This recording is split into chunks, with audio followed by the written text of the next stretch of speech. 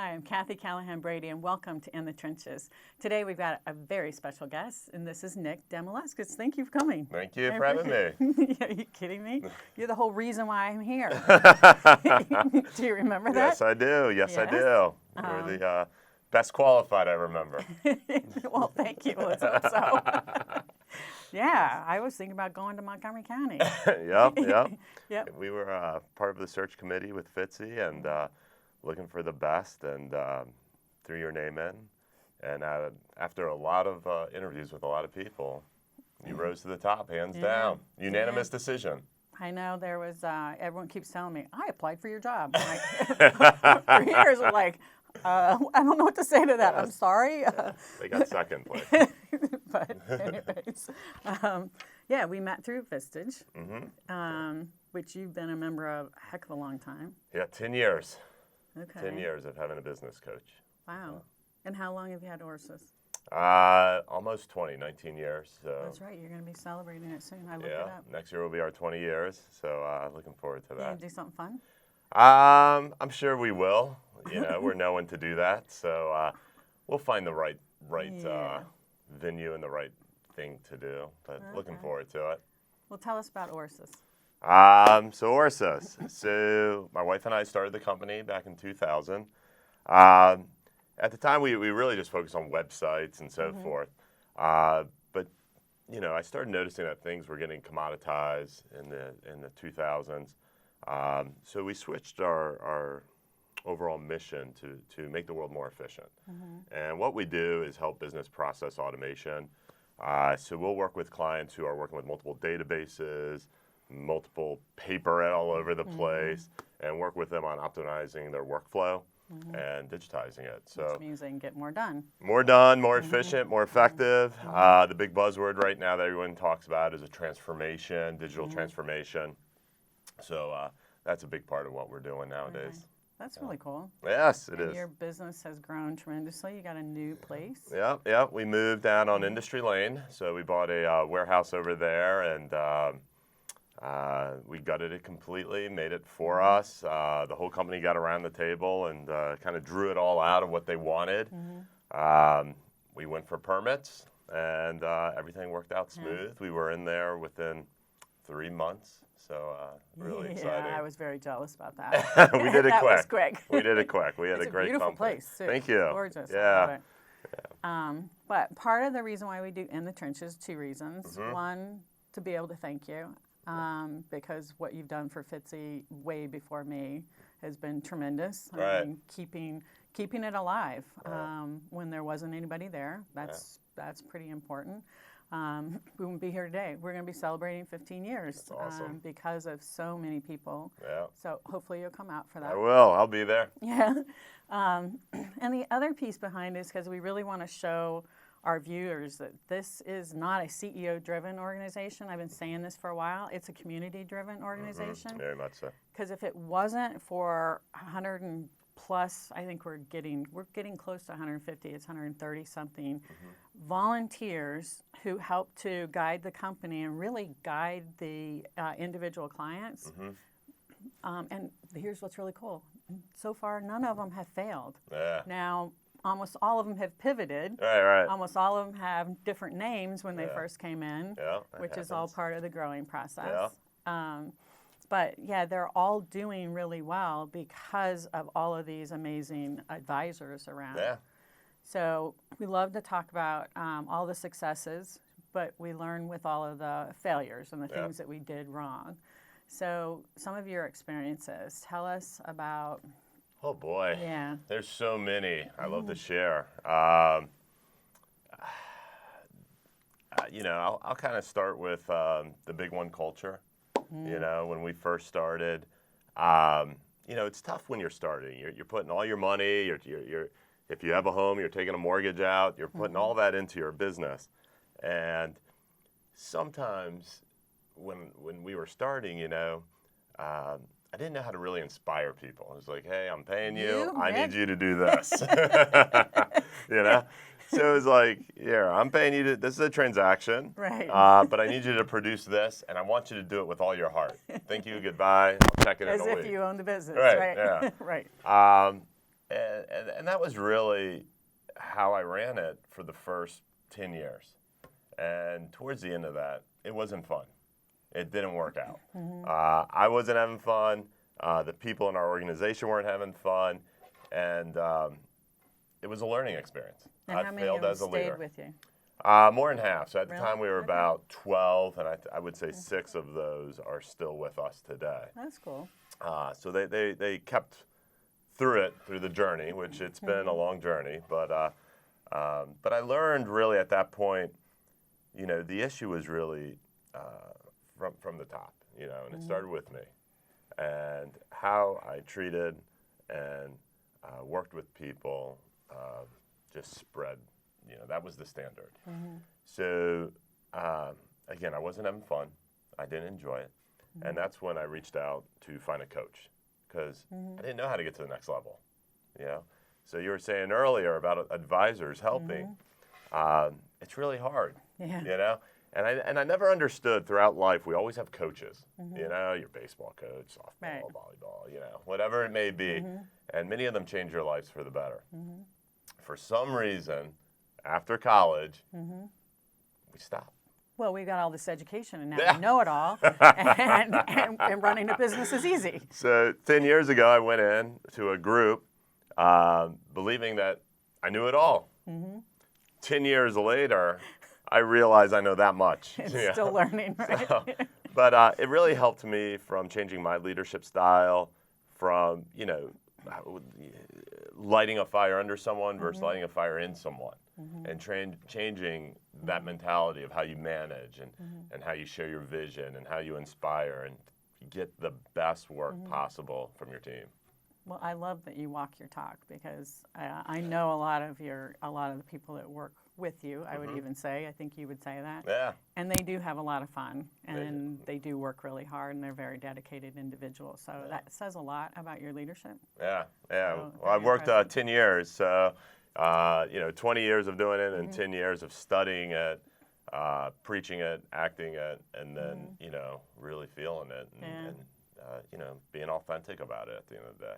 Yeah, I think that's the hard part sometimes. That is, Humbling. another thing, to properly lead, an individual really has to know themselves. You got to find your authentic self, your authentic values, what inspires you, and what your non-negotiables are. Once you define that, then you can start working on your unique leadership styles that create a unique company, a unique culture, a unique you as a leader. And that's the heart. That's the heart. And it took me about 16, 15 years to find that. So, but I found it. And we all say you're the culture guy. I try.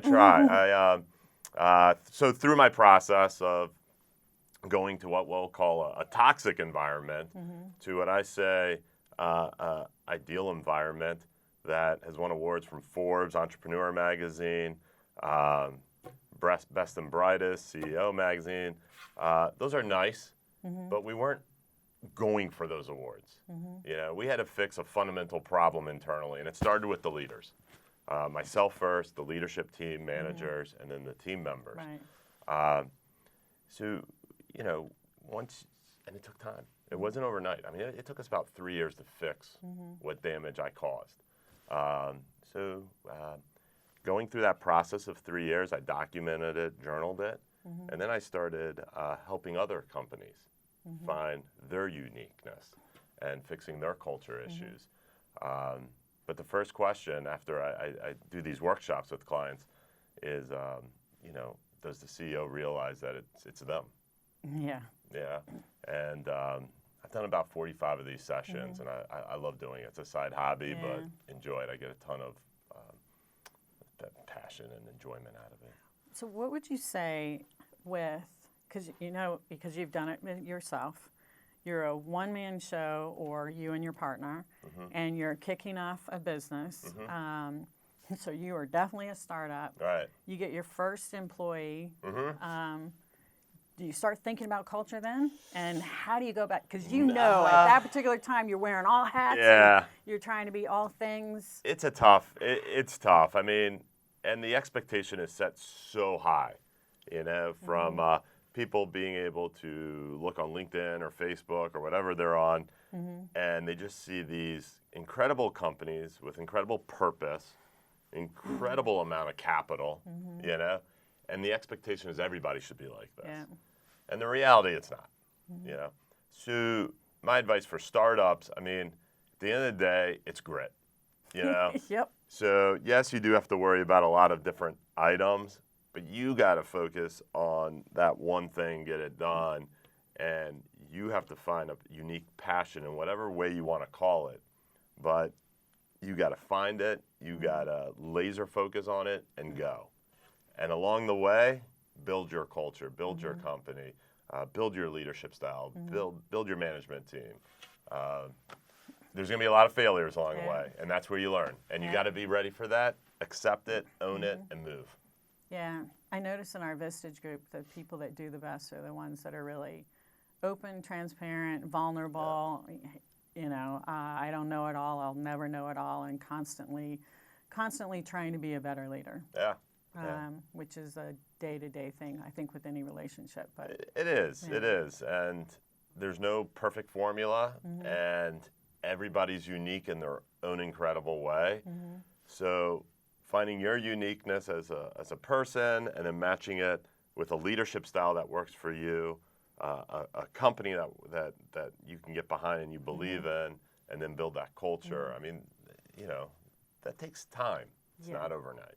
So if they wanted to know more, where did you learn? I mean, are there certain books that they can read, or is there? Yeah, and again, everybody's unique and have different situations. Probably the biggest book, I think 3 really come to mind, and they solve different problems for me along the way. Actually, I'm going to go with 4.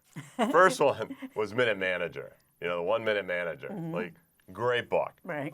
First book I ever read on management. Right. Only because it was like 40 pages. And, you were doing it right before you fell asleep. Yeah. And before Audible was out. Right. But I read that and I was like, okay, makes sense. So that solved a particular problem at that given second. Then I started getting into reading. I mean, big time. So I love reading. We have a library at Orases. If anybody wants a book, we buy it. Anybody wants Audibles, we buy it. It's just part of it. But so that was the first one that turned me on to wow, these books have incredible information on specific things that I'm dealing with.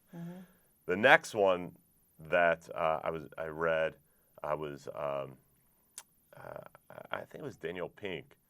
Drive, and that was probably one of the biggest books that I read that really shifted our culture, and pretty much nails it, to what humans are looking for, number one, purpose, how do we at a time, a web development company creating websites, bring purpose, that's more than just money to a person, like that was tough.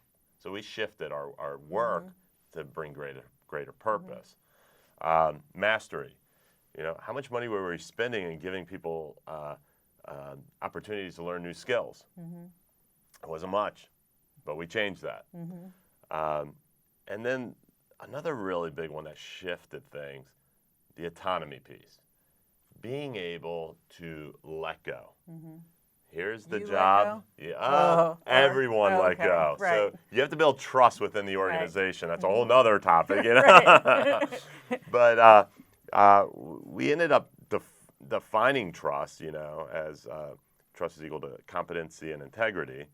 And once you do that, we truly do believe that we can work at the speed of trust, right? Meaning you don't have to document everything, you don't have to, you have trust with each other, so you can move that quick, which changes everything in an organization as you're growing.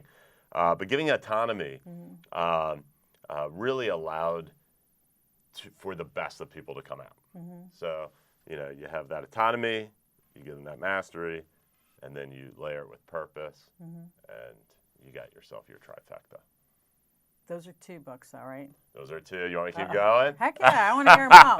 The only problem with doing these interviews is we do 4 of them, And that means I get 4 new books because I'm a bookaholic. Right. I know that. And I'm like, I've got to do speed reading so I can get through these things. I'm an Audible, and I keep it at about 2x sometimes, or 1.75 I can get to and comprehend. The other one, what was this called? True North. And that was a book that was important to me at a specific time in my life when I didn't know who I was as a leader, as a person, and where I was in this journey of life. And this book kind of said, okay, here are some 4 stages in people's lives. And sometimes you don't find that purpose and passion until you're 30, 40, 50, 60. And it gave stories along the way of each one. That one really meant a lot to me, and I just keep it next to me. You know? That's cool. Yeah. That's very cool. Yeah. And probably the most recent one, Radical Candor. You know, just a great way of reminding us of how we should inspire and speak and work with those around us. Yeah, we need to do it in FITSE a lot. They say Fierce Conversations. That was one of the first books, I think, 3 years ago. Yeah. But I think Ed was one that recommended it. Yeah.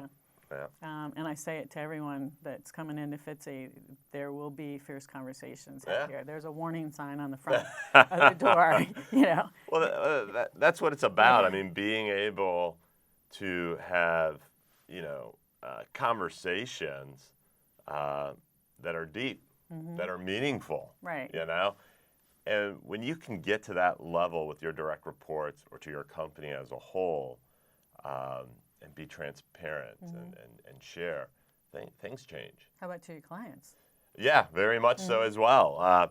You know, clients, customers, however people want to, partners, you know, there's tons of words that people use, but at the end of the day, the years of you know, just transactional things happening. And, okay, we're a vendor. This is you. This is us. Let's get this job done. Okay, let's go our own way. Those days are over. Yeah. People want partners, long-term partners, people that they can trust, because not every project goes smooth, right? Most projects don't. Right. You know, and setting expectations up early and being able to have difficult conversations is just part of it.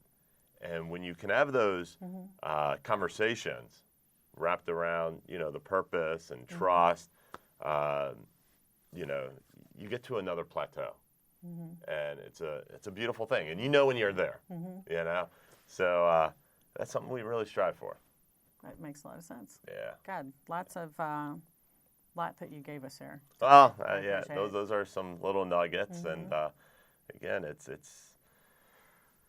enjoy the journey. I mean, that's what it's about.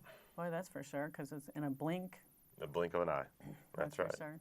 Well, thank you again for everything that you do for Frederick and FITSE and, me. I appreciate it. It's a true passion to give back to Frederick, help others, help startup companies, those in need, those who are just going through that bump. I love being a resource. It's the best I can do to give back. Me too. I get it. Well, be there for a 15-year. Looking forward to your 20 years. Thank you. Yeah. So thank you guys for coming, and thank you for listening. If you want to learn more, go to fitse.org, and you can hear about all of the amazing people that help to drive this organization. Have a great day.